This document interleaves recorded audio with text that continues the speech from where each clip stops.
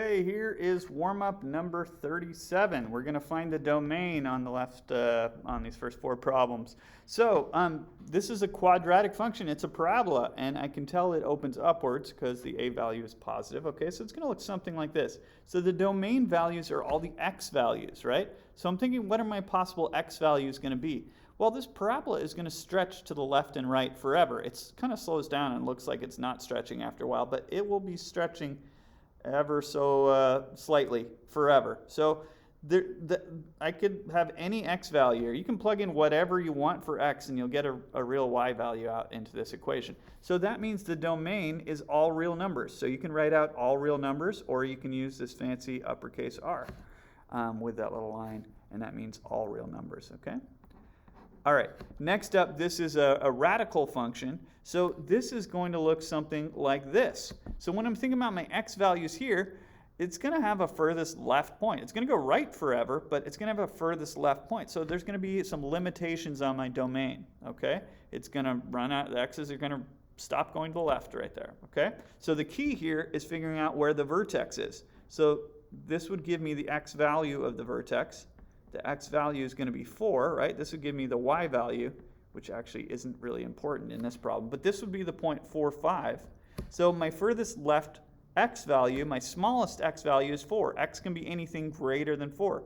If I've got an x value that's less than 4, then I'm going to start getting negative numbers underneath the radical, and I'm going to have imaginary numbers. So I need to have real values, so that's why this has to be a number 4 or greater, okay? So my domain is the x values are greater or equal to 4.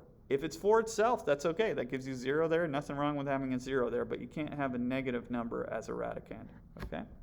All right, and you might think, oh, well, my x has to be greater or equal to -1. That's not the case here because this is a cube root.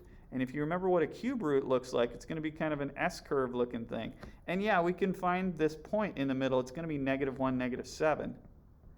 But if you think about the x values, they stretch left and right from there forever. So there are no limitations on the domain. It's all real numbers when you have cube roots. If it's a square root, there's going to be some limitations. Okay. When you have a function like this, this is a rational function. I've got a fraction with variables in it. Well, I can't have 0 as a denominator in a fraction.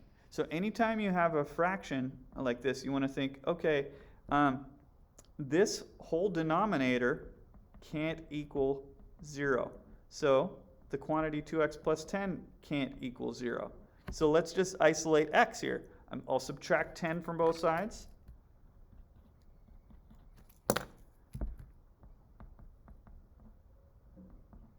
Okay, and then I'll divide both sides by 2. And x cannot equal -5. Okay, so x could be anything here except for -5, because if you plug in -5 for x, it gives you a 0 denominator. So my domain, I'm just going to say, you could say x is less than -5 or x is greater than -5, but the quickest way to say it is just x can be anything except -5 like that. Okay, all right, let's solve and graph this. I'm going to isolate the radical first by subtracting 3.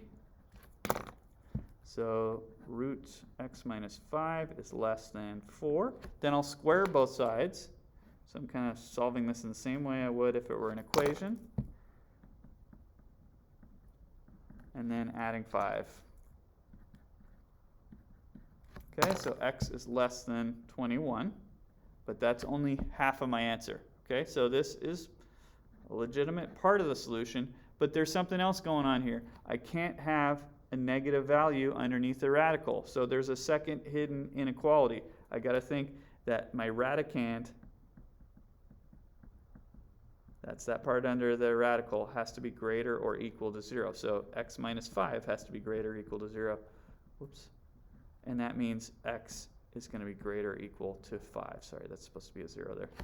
All right, so there's the second part of my solution. So let's graph this on a number line. So I want to just plot those 2 points, and I want 5 to be to the left of 21, right? Now, the 5 is going to have a closed dot, and the 21 has an open dot, okay?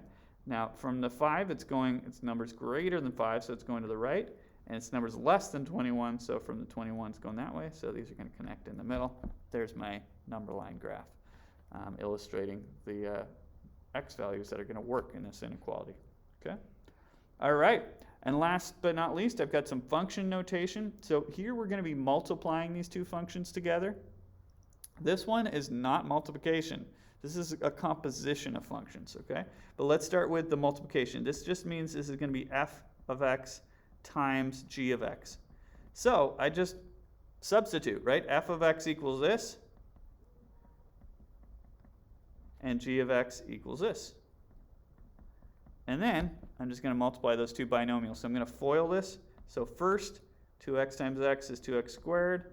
Outer, 2x times negative 1 would be negative 2x. Inner, 3 times x is 3x. Last, 3 times negative 1. And then I've got those like terms to combine. And there we go. There is f times g of x, also known as f of x times g of x. Okay? When you've got this little open dot, it kind of looks like multiplication, but that means it's a composition, and that means f of g of x. Okay, totally different than multiplying it together. I'm still going to do substitution, so start with the innermost function, which here is g of x. G of x is equivalent to this, so I'm going to replace that g of x with the quantity x minus 1. Okay, now what that means is I'm inputting x minus 1 into function f. So my input for function f goes where the x is. So I'm going to replace that x. Excuse me. I'm going to replace the x with the quantity x minus 1. Okay, and then I'm just simplifying this. So let's see, I can get rid of the parentheses by distributing. And then combining those two into 2x plus 1. Okay, that's the end of the warm-up.